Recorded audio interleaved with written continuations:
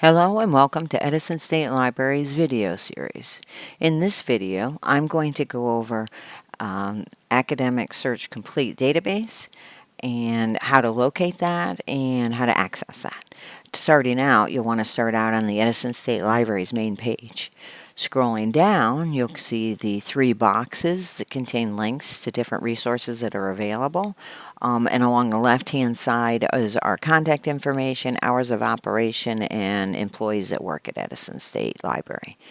Starting off with the first box, eSearch. eSearch is our all-in-one search tool, and you can go in there and do your searches to find databases, to find specific databases. But you can also go directly to the database, going through the Edison State databases link here. The research guides are guides we've created based on a specific class or assignment. Helpful links and tips in there if you would like to go and look for one of the and see if there's a guide in there for your class or assignment. But we're going to go and explore the databases. All right, and this takes us to the main databases page. If you scroll down, same contact information, hours of operation along the left-hand side. But in this blue box here, we have the information needed to access the resources. For example, you will need your Edison State email address and your Edison State password. Or you will need your library barcode number, and that is the number 1973 followed by your 7-digit student ID number, and here's an example of that. You may need that to access the Academic Search Complete, and you will need that to access the Academic Search Complete, but if you have already signed in, you will not need to have that. It will just take you directly there.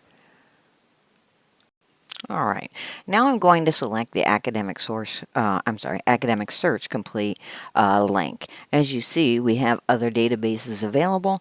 By selecting these, you go right directly to those databases, put in your credential information, and you'll be able to log in.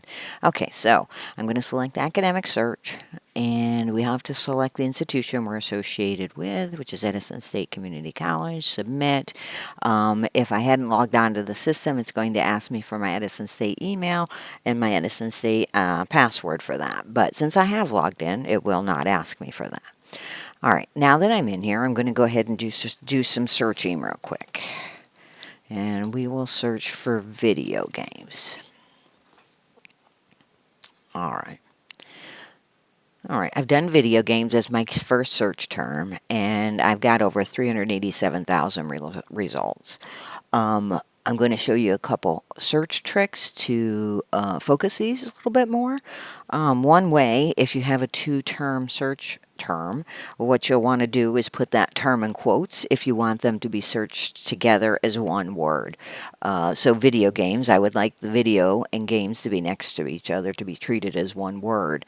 So I will just do the search now, putting the term in quotes. And I went from 387 to 33,000, which is still quite a bit. So we will focus this a little bit more. And ways to focus this a little bit more is to add additional search terms.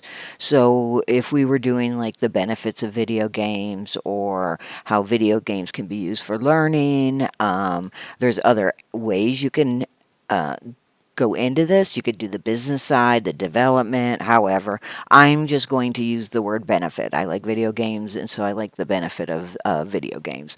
All right, so I've got it searching video games as one word. Now, if I want the results to include benefits along with video games, I have to put in and, but capitalize that.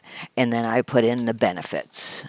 And as you see, that came up, so I can just select it like that. But I do, unfortunately, want to go back and make that and capital, because what that is saying is I want video games. It took my quotes away too.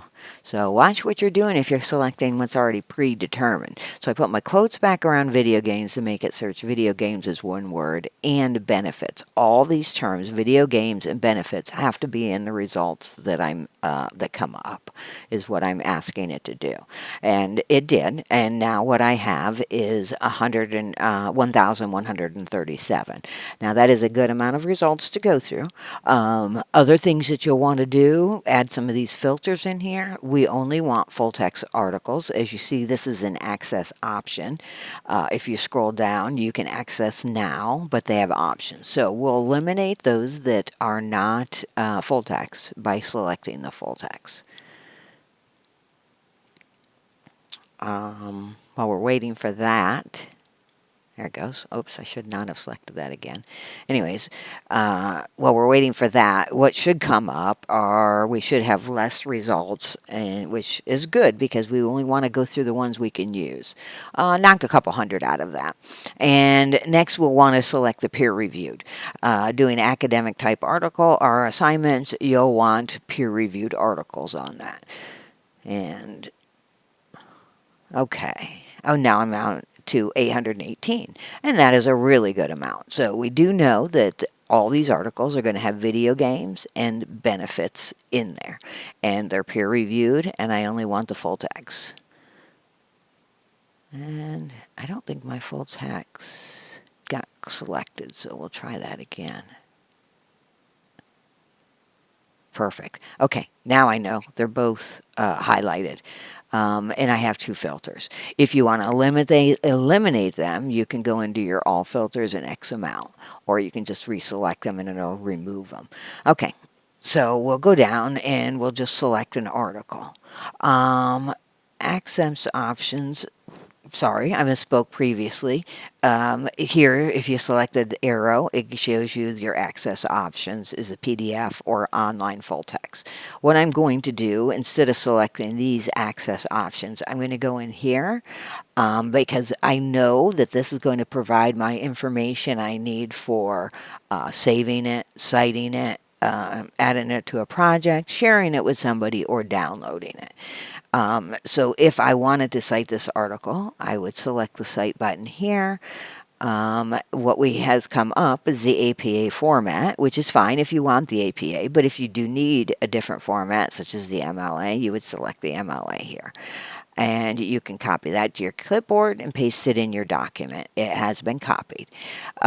This is a good place to start because you're going to want to verify the accuracy of these. May need to update the formatting in there. So just check with the current, make sure it's using the current format. All right, now let's go see and try to access the article. Let's just do the PDF. Okay, and here's the article, full text. You can scroll through it. Okay, back at the top, along the top here is where your information is if you need to save it, cite it, add to project, share, download, or print. You can also listen to the article if you'd like. I normally get my citation information from this page because sometimes it is not available in the PDF or on the online access, and I find it easier to find it, to get it here. Okay, so we're going to go back, and we are now in all of our search results. So you can scroll through these to access the information you needed. If you needed to limit by time, you can limit it by time dates here. Or if you needed to, I have it already under the academic journals. If I hadn't limited it to peer review, you would have optionals options in here you could select. But the peer-reviewed gets rid of those and only keeps the academic journal. Say you decided this was not what you were looking for, this was not the search you wanted to do, you can go back and select this link there, and it gets rid of all of your filters that you had, and you can start over along there. Oh, here was the new search tool link if you wanted to do it that way. Thank you for watching the Edison Library video series. This video went over Academic Search Complete.